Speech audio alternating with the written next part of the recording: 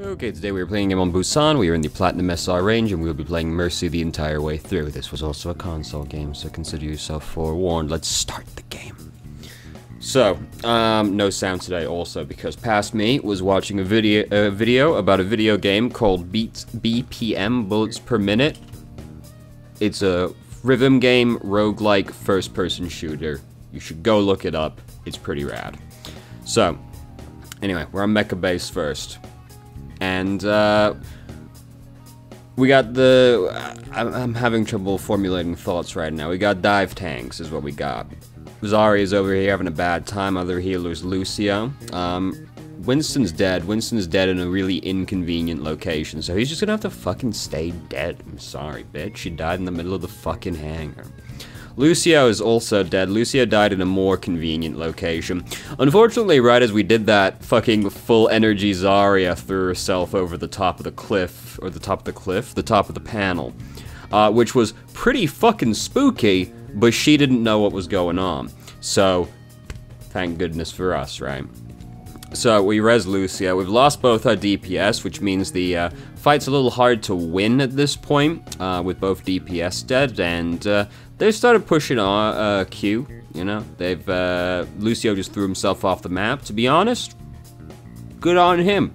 Fucking get out of here. That fight's not exactly going well by this point. The resing of Lucio was fine. It's just unfortunate that that Zarya came over the top, and then immediately afterwards both our DPS died. You know, resing Lucio didn't seem like it was going to be that bad.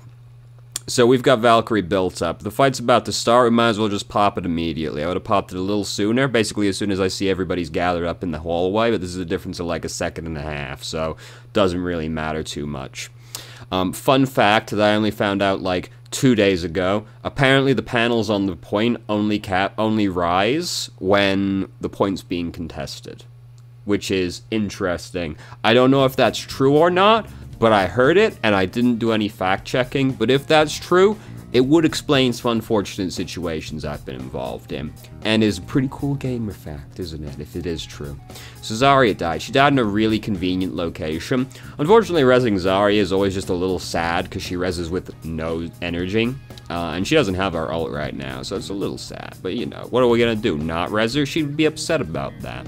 So we res her. We got in the grav. We got caught in their grav, but like, it wasn't really a great angle for their team. They all had to rush up the doorway, and then Torbjorn splooged all over the doorway. It was really unfortunate for them, but it was very fortunate for us.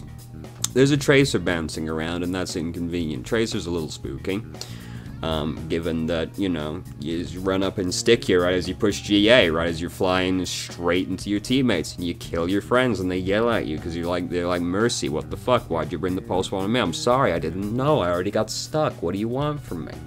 So we pop Valkyrie immediately, but unfortunately Reaper started spinning. Did Reaper start spinning? When did Reaper start spinning? Was it like the same time we pushed the button? I can't hear the game right now. More or less the same time. Based off the subtitles, more or less the same time as we touched the button. So unfortunate. Very unfortunate.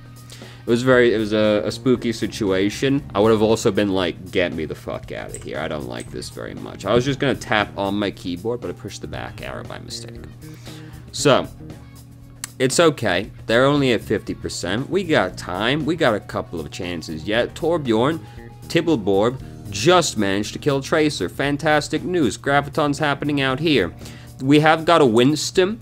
Damage boosting Winston for the Graviton is pretty tight, because Winston's going to be doing a lot of damage in that Graviton. Winston actually threw himself as far away from us as he possibly could, pretty much, as soon as we came up that doorway.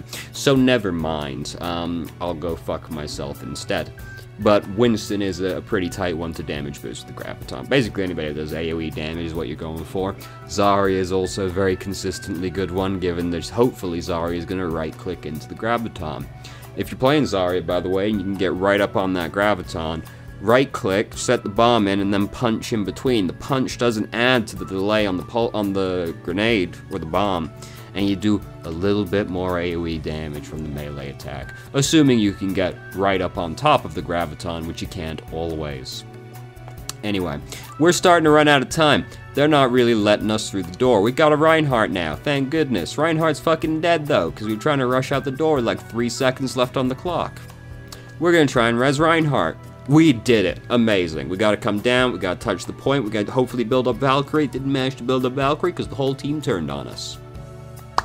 It's the best you're gonna try and do, or the best you can do at that point anyway. You know, we gave it the best we could.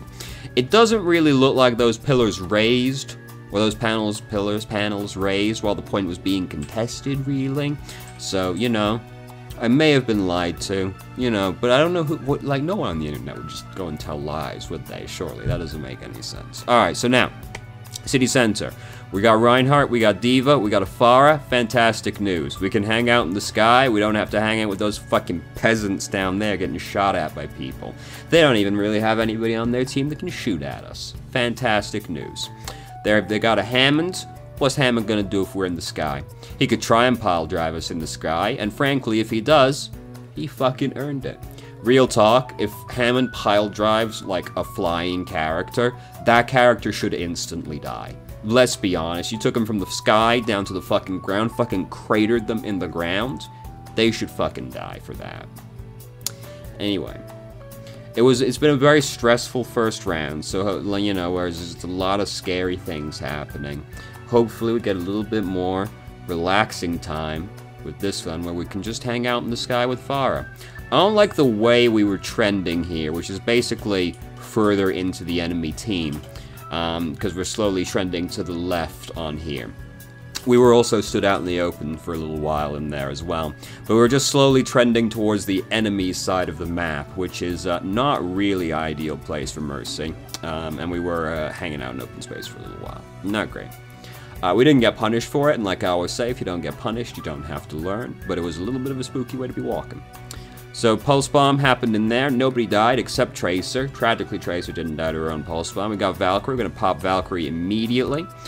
Do just try and be like damage boosting as much as you can while you're using Valkyrie. Like right at the beginning here, we could just be using damage boost in here because everybody in there is more or less full health. Moira's following behind them, so hopefully she's going to heal the boys, you know? Then a bunch of people do take some damage. We could have been damage boosting for a little bit now. We could start damage boosting. We could have damage boosted a little bit in there before as well, actually. Because, like, we see D.Va drops low, and that's spooky.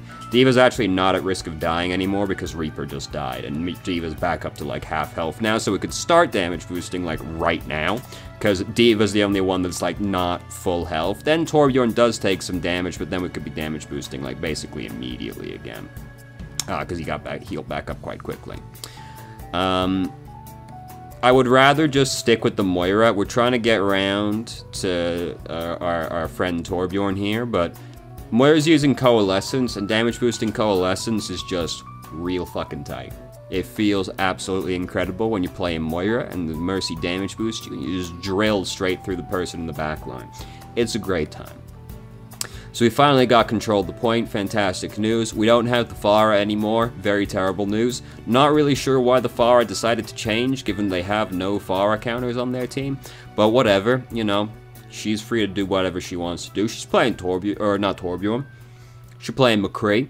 McCree is a good one to damage boost anyway, so, you know, it's all good. It's all good. There's somebody on the point. It's Reaper. I don't like that. Reaper's very scary. Oh god, he's coming this way. Again, we are, like, trending into the enemy team while we're doing this, because we come up here. That's cool and all. And then we're, like, backing up to their side of the map again when there's, like, 3 people on the high ground right above us that might just, like, jump down on us right now. So that's a very scary way to start walking right there. Again, we don't get punished. You don't get punished. You don't have to learn a damn thing. And then the fight basically immediately turns in our favor. They just start getting clapped essentially instantaneously. Fantastic. We didn't really have to do anything in that fight, and that's just absolutely peachy.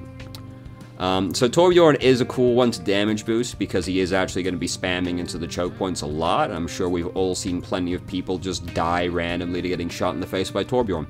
Torbjorn is a better one to damage boost than people would immediately assume, just because he's a spammy hero, and spammy heroes are always very good to damage boost.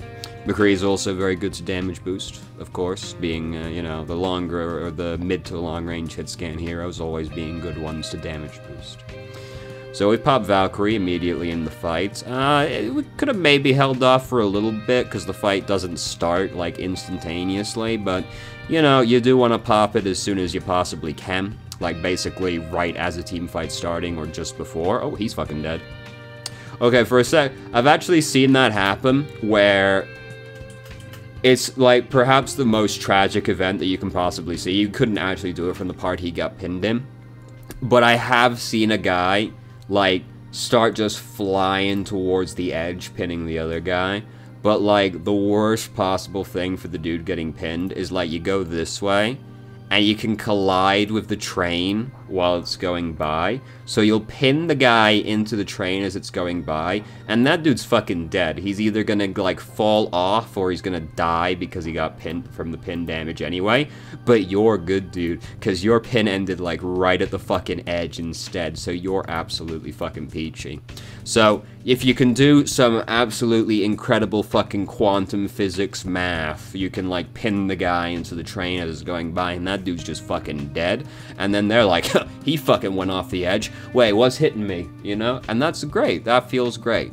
I've only ever seen it happen once, but hey, if you're real fucking good at math and predictions, you'll make that guy real fucking upset about it.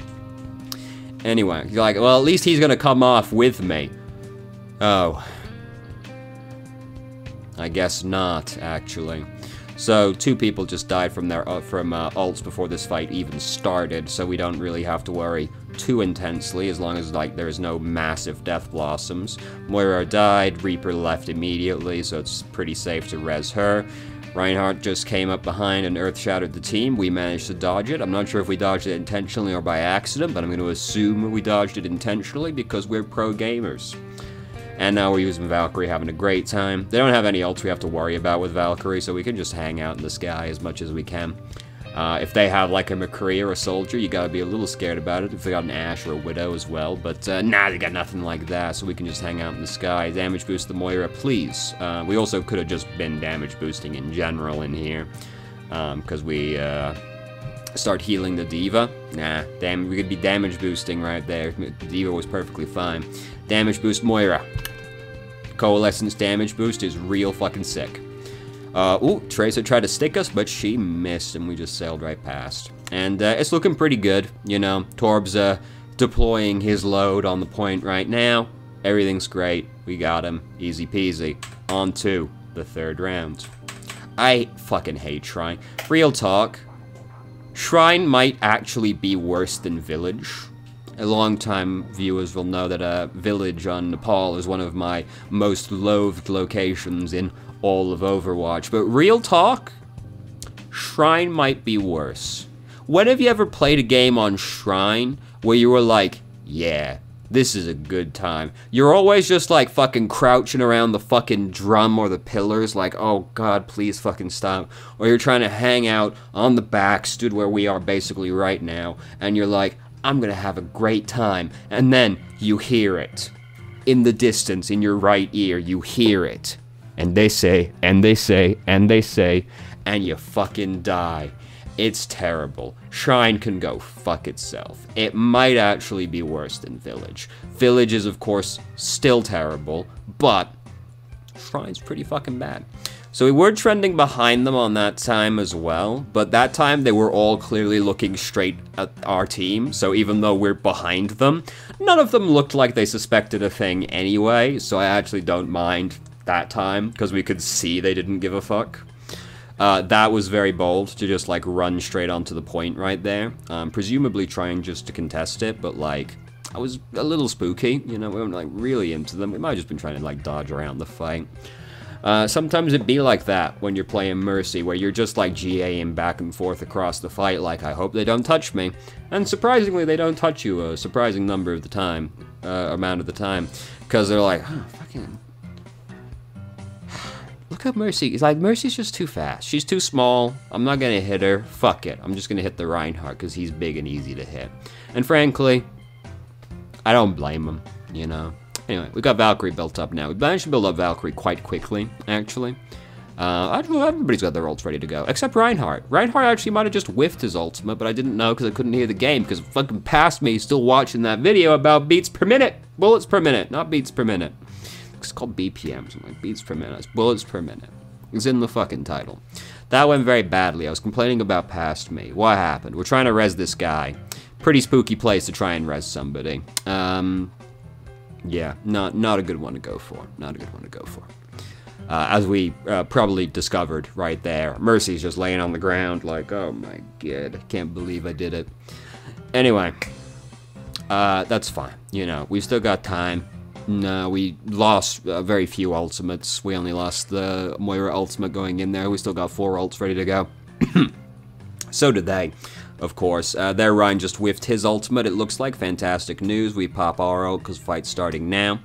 Ryan's a bit of a bold one to go for with that play. I don't really judge it.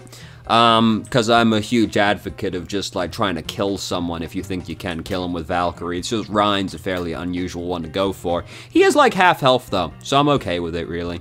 Reaper then just starts spinning under us. You know, we could have been higher in the sky, because we don't have to worry about any ultimates again. And if you don't have to worry about anything killing you like that, it's usually best to just be really high in the sky as Mercy. But if Reaper's gonna spin under you while you're using Valkyrie, you know, you got span on. What can you do? What can you do? You can get span on. That's what. So, anyway, we won the fight anyway. We were still in a really good spot regardless, so it's all good. They used a couple of their ultimates, but they're still coming into this fight with a lot of ultimates. We've at least got Earth Shatter. Moira's about to have Coalescence, and Dibbleborg's actually almost got his ultimate again, so great job. He only used his like 20 seconds ago, but he's like back up there again. Ryan just whiffed Earth Shatter. Reaper's behind us. The video's having a bit of a problem playing right now, as we can see right there. Right as Reaper started shooting us in the back, so, you know, awkward timing. So we get shot once in the back, and we just immediately GA away from that. Okay, he doesn't suspect. Please do try and damage boost Moira again. To be honest, we're pretty fucked in that one, regardless of what we do right there. Because, I mean, like, you know, it's all good, it's all good. Ryan whiffs. Shit. Alright, Reaper's behind me. Fuck, Graviton. Oh god, Coalescence. And he got pinned. Oh no. Like, what are you gonna do? What are you gonna do? You're gonna do nothing as Mercy. There's nothing you can do to stop that one. That's one of those situations where you just don't win unless you have a defensive ultimate, in which case you maybe get to win. Because there's nothing you can do to stop, like, that amount of damage getting dumped on your entire team outside of having a defensive ultimate. Like, if Ryan didn't with, you know, if we had some more ultimates to fight back with, but we didn't. So we get back. Torbjorn has deployed his load, thank goodness. Diva's using her ultimate. Their Diva's using her ultimate as well. Wait, no. They don't have a Diva. No, they do have a Diva. Yes, they do. They did have a Diva. No, they have an Echo. Oh, I'm stupid. Yes, they have an Echo. Anyway, fucking, I forgot Echo was in the game. Even though I saw Echo stick us a second ago, I was like, forgot Echo was in the game. When's the last time you saw Echo? Anyway, remember when people were like, yo, Echo is gonna dominate the game if she comes out, like, right now? And, Echo came out, and, basically everybody kind of went, you know, if there's an ultimate I really want to copy, maybe I should just pick that hero and use their ultimate instead of, like, picking this hero that copies another person, you know? Overwatch is pretty ultimate-based. The possibility of getting 2 ults off is really cool and all, but, like, you could just pick the hero and, like, definitely get one ultimate, which is probably enough. Like, most of the ults that you want to copy on Echo, it's like, one of them is probably enough to win that fight anyway, and you'd probably be playing a better overall hero if you were playing them, you know? Anyway.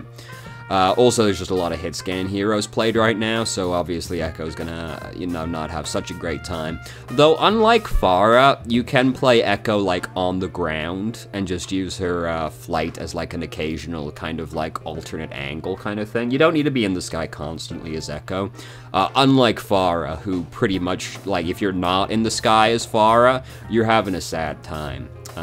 Because, you know, you got a splash weapon. It's easier to shoot the ground next to the boy if you're in the air. It's easier to shoot the boy if you're in the air. Echo just kind of has like a gun you can just spam at them, you know? So you can play Echo more on the ground. Anyway, we're playing Mercy right now. It's just I didn't really have too terribly much to say. So it could be damage boosting right there. I feel like I could have said this a few more times. I feel like we have been damage healing when we could have damage boosted a few times, and I just haven't pointed it out because that's you know, me, but that's a standing thing when you're playing Mercy. If you're healing a guy at full health, don't be healing the guy at full health. We got a sound barrier going right now. If Lucio uses sound barrier, that's also a pretty good time to just damage boost flatly anyway. Unless the guy that you're healing has like 3 health under his shield, because sound barrier is big enough that they have a pretty big buffer. So even if they're like hurt, you can start damage boosting them pretty freely. Anyway, so I don't really have any big thoughts at the end of this one, because I feel like we were mostly just playing Mercy. There's a few places where like we could have been damage boosting while we were healing. When you're using Valkyrie, just do try to be damage boosting as much as you possibly can, because that's the big value of Valkyrie. You become a flying bongo, which has the ability to heal as well, but like the AoE damage boost is like... AoE damage boost is like one of the strongest effects you can have in the entire game. Like, your whole team getting damage boosted is fucking wild. And you know, only Mercy and Orisa get to do that. Technically not true. Zenyatta also does technically have a team-wide damage boost, but only on the one person. Anyway, so you know, I don't really have any big thoughts at the end.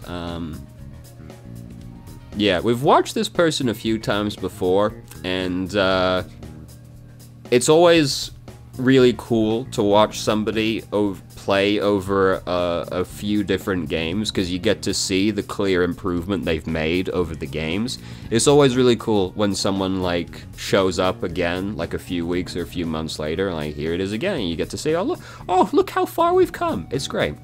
Because we have seen this player a few times. We've seen Lonk a few times as well, who's been in the background, you know, titan of a man playing Tibblebore. But yeah, I don't really have anything big to say, to be honest, outside of the few things we did talk about. So thank you very much for watching if you did. If you have any questions, feel free to ask. I'm more than happy to answer. If you haven't already, you can join our Discord and ask questions more directly and have a conversation about them, or just ship posts with us.